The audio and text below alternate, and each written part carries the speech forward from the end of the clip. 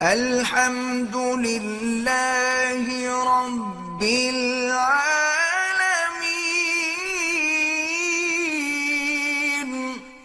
ہمارے قاری صاحب ہمیں آنکھوں پہ پٹی باندھ کر قمیض اتار کر گیس کے پائپ سے مارتے تھے۔ اللہ ہدایت دے یار۔ اب میں سوچتا ہوں تو غصہ بہت آتا ہے، کیا ان کے خلاف ذاتی کارروائی کر سکتا ہوں؟ اپنے قاری صاحب کے خلاف فی الحال تو کارروائی نہ کریں، لیکن یہ تحقیق کریں ابھی بھی اگر وہ یہ کام کر رہے ہیں دوسرے بچوں کے ساتھ تو پھر ان بچوں کے ماں باپ کو بتائیں کہ ان کو سمجھائیں، نہیں سمجھاتے ایف آئی آر کٹائیں، ویڈیو بنا کے تھانے میں جا کے ایف آئی آر کٹائیں۔ اسلام میں بڑوں سے زیادہ حقوق کس کے ہیں؟ بچوں کے۔ بچے کو صدقہ کرنے کی اجازت نہیں ہے، آپ اندازہ لگا لو، کیونکہ اس کا مال ذاتی مال ہے، آپ اس سے صدقہ نہیں کروا سکتے کیونکہ اس کا پیسہ ضائع ہو رہا ہے۔ شریعت کہہ دیے بالغ ہوگا، عقل ہوگی، پھر مانیں گے، ابھی اسی کے لیے رکھے جائیں یہ پیسے۔ تو مارنے کی کہاں سے اجازت ہو گئی میرے بھائی؟ اور درندوں کی طرح بعض قاری لوگ کوٹتے ہیں۔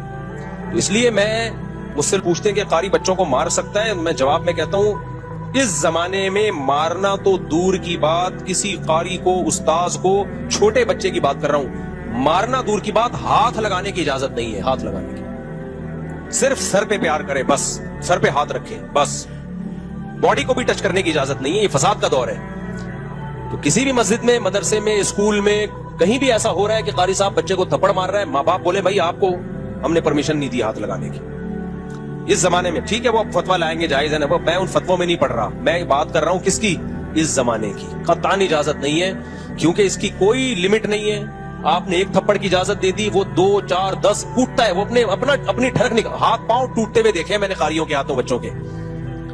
تو یاد رکھو، جو باپ اپنی بیٹی کو غیرت کے نام پہ نکاح کی وجہ سے قتل کرے گا کہ میری مرضی کے بغیر اس نے شادی کیوں کی، اس قتل پہ باپ کے لیے وہی سزا ہے جو سزا اللہ نے عام قاتلوں کے لیے رکھی ہے، بلکہ باپ کو سزا دگنی ملے گی، اس لیے کہ باپ بیٹی کا محافظ ہوتا ہے، بیٹی کا قاتل نہیں ہوتا۔ بھائی بہنوں کے محافظ ہوتے ہیں، بیٹی بہنوں کے قاتل نہیں ہوتے۔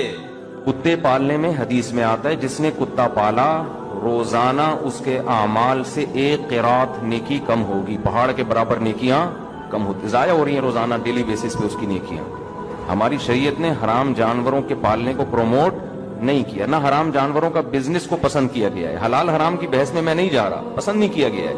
آج کل بڑے مالدار گھرانوں میں کتے پالنے کا شوق بہت تیزی سے بڑھ رہا ہے، یہ فیشن بن چکا ہے۔ دیکھو ایک بات خوب سمجھو، اسلام جب بھی کسی چیز سے منع کرتا ہے نا، سمجھ لو وہ نیچر کے خلاف ہے۔ ایک تو حرام جانور نہ پالیں، کتے